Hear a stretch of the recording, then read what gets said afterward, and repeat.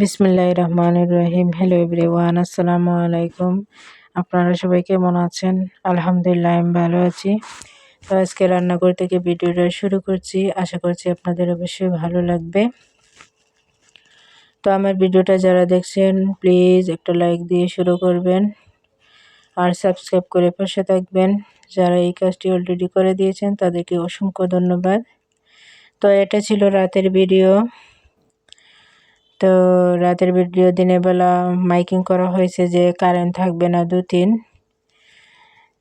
দিন কারেন্ট থাকবে না। তার জন্য আমি চিন্তা করছি যে বেশ 2-3 ধরনের তরকারি রান্না করে নেব। কারেন্ট ছাড়া আমার কাছে ভালো লাগে না। রান্না করতে গ্যাস আছে, তারপরেও আমি কারেন্টে রান্না করি। এটা একটা অভ্যাস হয়ে গেছে। কারেন্ট না থাকলে আমার রান্না করতে মন চায় না। তো আমি 3 ধরনের তরকারি আজকে রান্না করে নেব। এটা দিয়ে আমাদের 2 দিন চলে যাবে।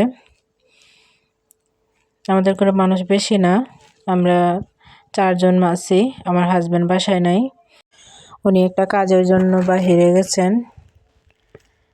তো আমাদের 2 দিনের জন্য রান্না করে নিলাম।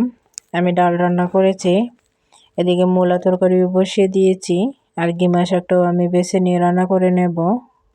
তো একসাথে রান্না করলে আমার 2 দিন চলে যাবে। রান্না করাটা কিন্তু খুবই একটা প্যারার কাজ, রান্না করাটা খুবই একটা বিরক্তই লাগে।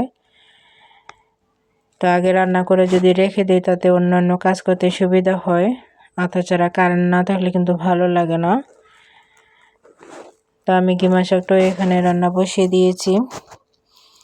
গিমা শাকটা কার কার ভালো লাগে অবশ্যই জানাবেন। গিমা শাক শীতকালে কিন্তু প্রচুর পরিমাণে পাওয়া যায়। তো আমি মাঝে মাঝে 2-3 দিন পর পর রান্না করি। তো আমার দেখেন গিমা শাকটা প্রায় হয়ে গেছে।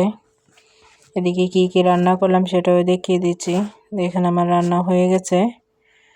এটা দিয়ে আমাদের অনায়াসে 2 দিন চলে যাবে। তো আমাদের পানির সংকটের জন্য আমি দেখেন এখানে পানি জমিয়ে রেখেছি। যেহেতু ট্যাঙ্কের পানিতে 2 দিন যাবে না, তার জন্য আগে বালতি করে ভরে রেখে দিয়েছি। আর বাহিরেও পানির সেরকম সুবিধা নেই যে টিউবওয়েল থেকে আনবো, আর আমি বাহিরে বের হই না। তার জন্য সব কিছুতে আমি জমিয়ে রেখেছি পানি, যাতে আমার 2 দিন চলে যায়।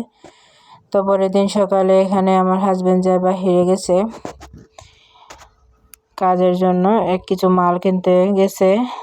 তো আমার এখানে পূবালী ব্যাংকে আসা, তার জন্য তার অ্যাকাউন্টে কিছু টাকা পাঠাতে হবে। তো আমি ব্যাংকে চলে আসলাম। ব্যাংকে চলে এসেছি।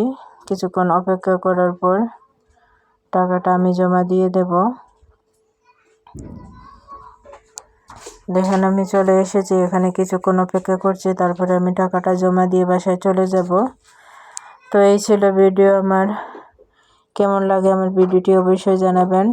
ভালো লাগলে লাইক, কমেন্ট এবং শেয়ার করবেন। সাবস্ক্রাইব করে পাশে থাকবেন। আজকের মতো বিদায় নিচ্ছি।